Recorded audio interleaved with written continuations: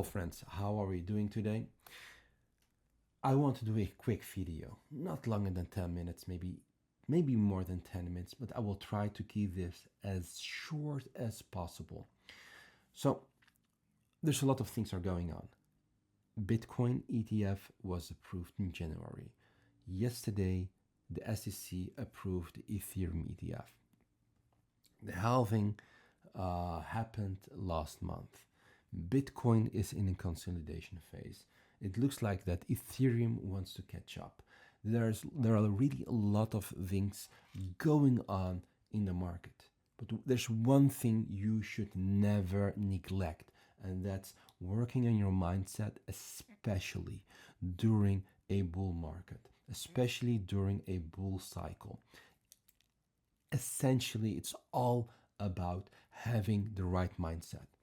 Having a right mindset before a technical edge, after your technical edge, and even beyond. If your mindset has flaws, so does your technical edge. It's easy as that. So I wanted to spend a few minutes to challenge you, to challenge myself, to uplift our mindset, and I would be more than happy to give you a few tips so you can carry on for the next few weeks, and I will promise to do more often a few videos for you guys. So first, let's talk about traders. In general, most traders, they lose money. There are a lot of statistics suggesting that 90% up to 95% of people, they're actually losing money. And it's not really that strange because trading actually goes against our own biology, our own neurology, against our own biology. Trading is really difficult. So we all have a beautiful brain. It's actually a physical organ. It's the most complex that's responsible for controlling, coordinating the body's functions, receiving, processing sensory input. And we're going to talk about sensory input, very important, and generating thoughts, emotions, and behavior. Your beautiful mind, on the other hand, it's actually the one who's responsible for the subjective experience of the consciousness. And later, during a communication, NLP communication model, I will be more than happy to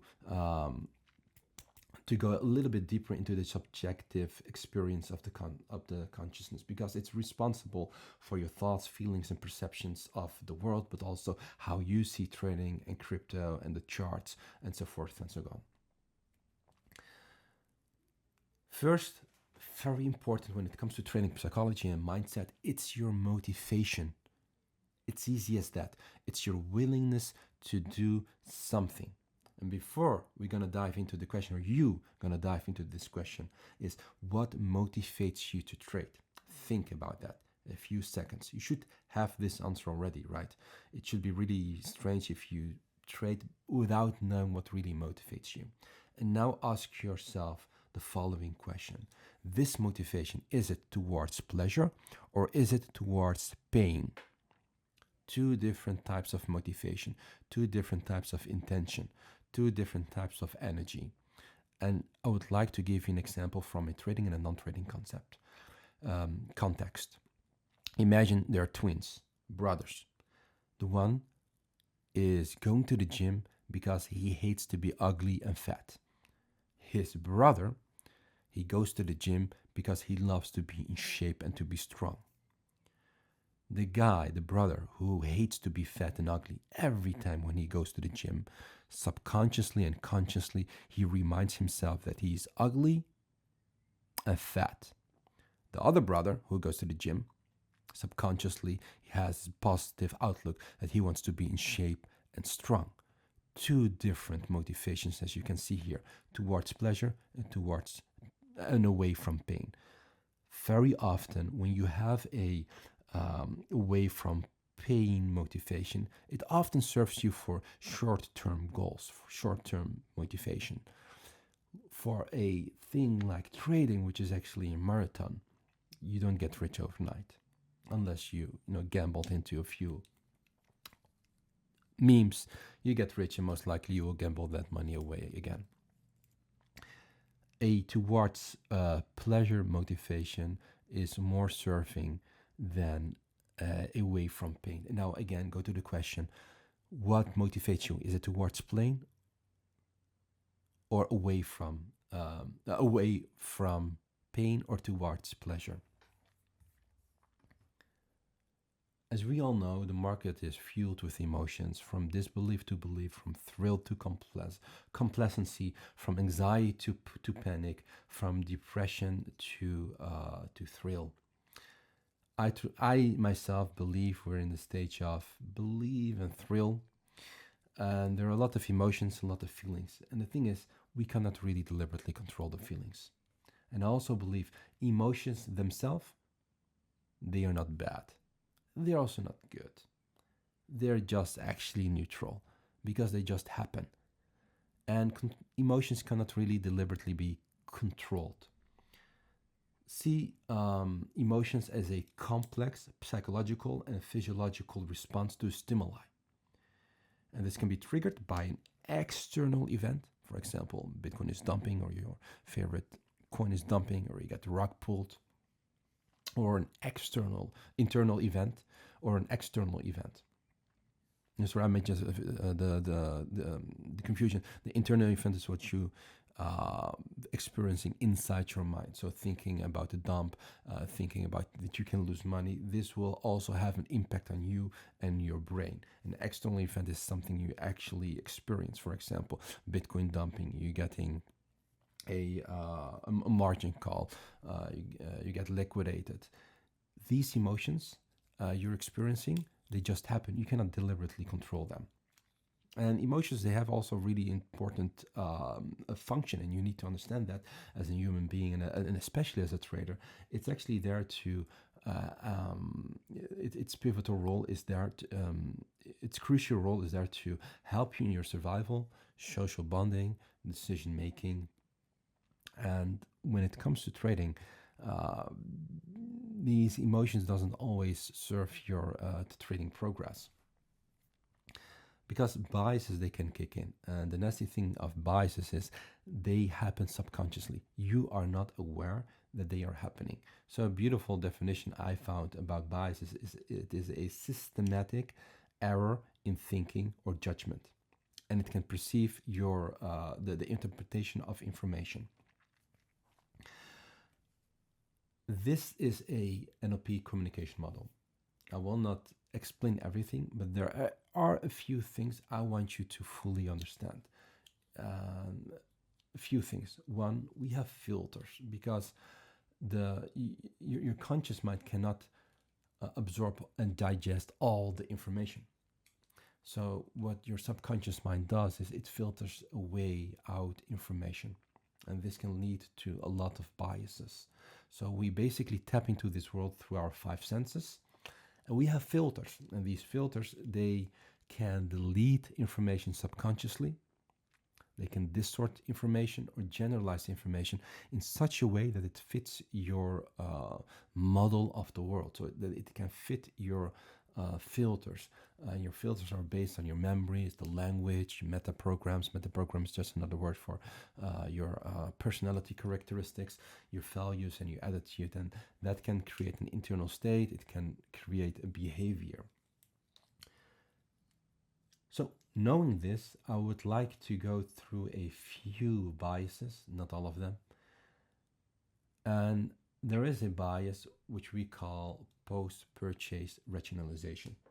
And in behavioral science, behavioral finance, we also call this choice supportive bias. And it's actually the tendency to retrospectively attribute positive elements or characteristics to something you have purchased.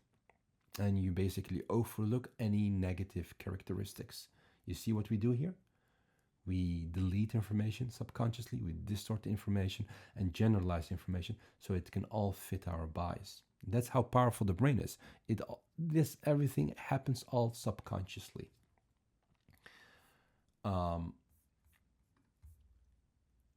For example, you have a chart, and this is stats. You both stats here. It went all the way up here, but you did not manage to take profit. There could be many reasons.